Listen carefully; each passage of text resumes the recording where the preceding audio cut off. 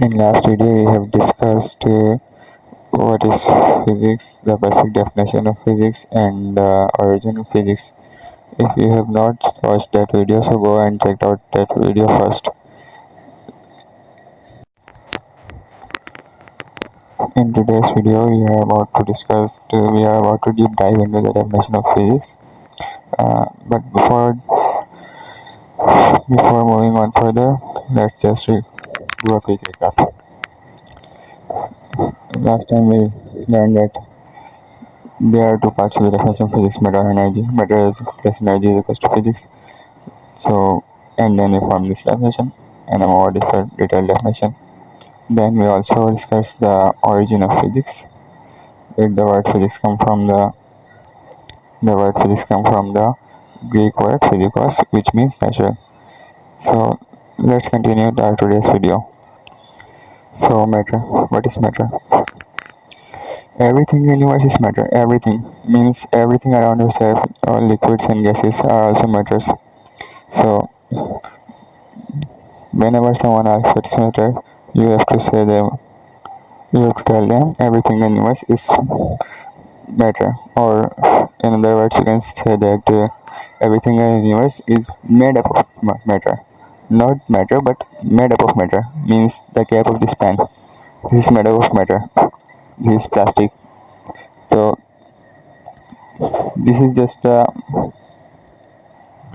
and now if we talk about the definition of matter, so we can say anything which have weight and occupies space is called matter. Anything. This pen, this cap of the pen occupies some space. The space it occupies, and it also have some weight. If I measure the weight on a weight machine, so it has some sort of weight. So this is a matter, made up of matter. This cap is made up of matter. So basic definition of matter is anything that have weight and occupies space is called matter. Now let's move on the second part of the definition, which is energy. You all know the energy, but let's just do a little bit of more. So finally, energy. It is not easy to say what energy is. This may seem strange because all around us we can see, hear, and feel the effect of energy.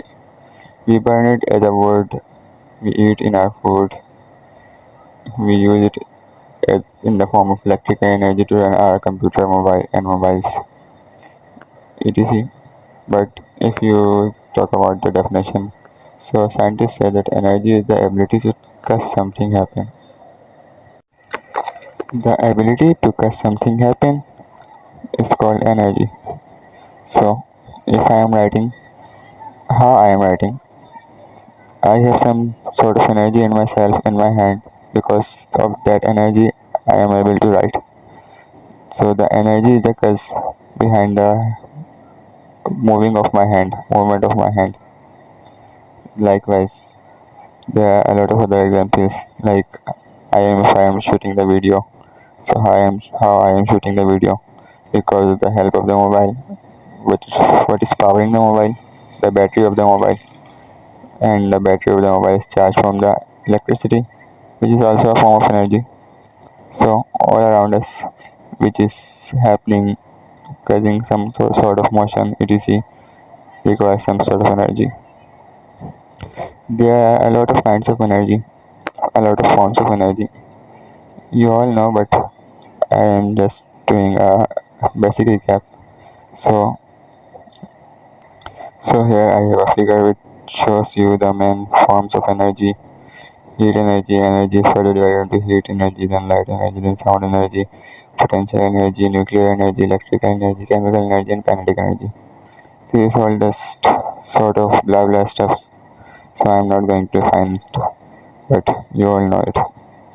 The main source of energy is our sun.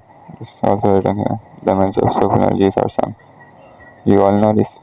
Just a quick recap.